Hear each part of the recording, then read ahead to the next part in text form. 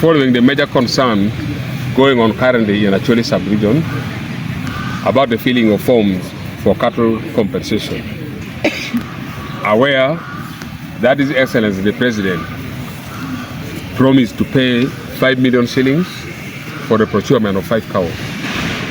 For the last 2 weeks, forms were being filled, starting from Gulu City, whereby individuals were allowed to fill forms acknowledging the receipt of 5 million shillings for the procurement of 5 cows. Yet, the person has not received any money. When we raised the concern, I am happy that police and the security personnel took it very seriously. Right now, the program is going on. I reported the matter to the police, and the cases, the statements are being recorded. To my surprise, I was informed that yesterday, the city authority and the RCCs called and informed the public within the city that the forms were now withdrawn officially. But personally, to me, it's not a matter of withdrawing the form. The people who are recording the statement right now, they are informing the police that those forms, they were buying them. Each form was being sold at 20,000 Uganda shillings. If you add the cost, someone is traveling from Lacho, coming to Gulu. Others were looking for the town agents to receive their phone. Others were running to the home of the LC1, about 3-4 kilometers. All of them, they were paying border. So looking at those costs, currently more than 10,000 people have filled those forms.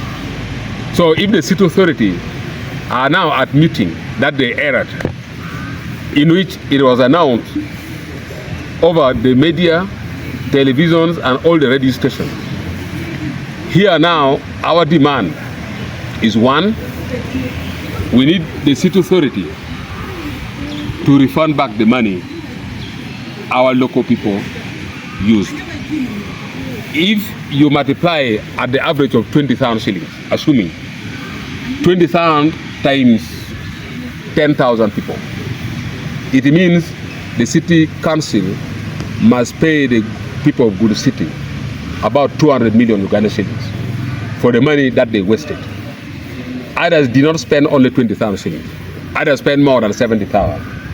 So it's not a matter of saying that we have withdrawn the money, the forms. After withdrawing the forms, what next?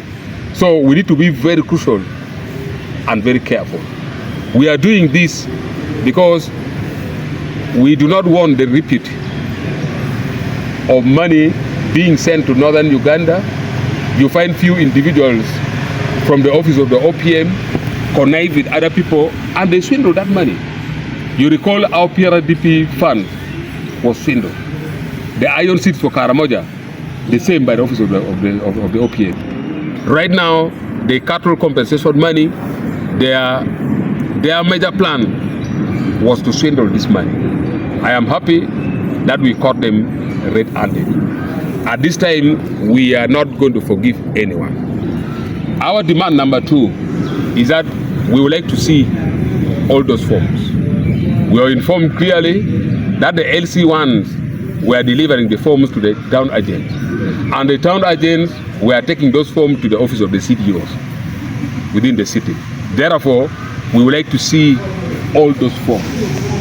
All those forms must be collected, handed over to the police, and the police must count and make sure that those forms are more than 10,000 forms that were filled.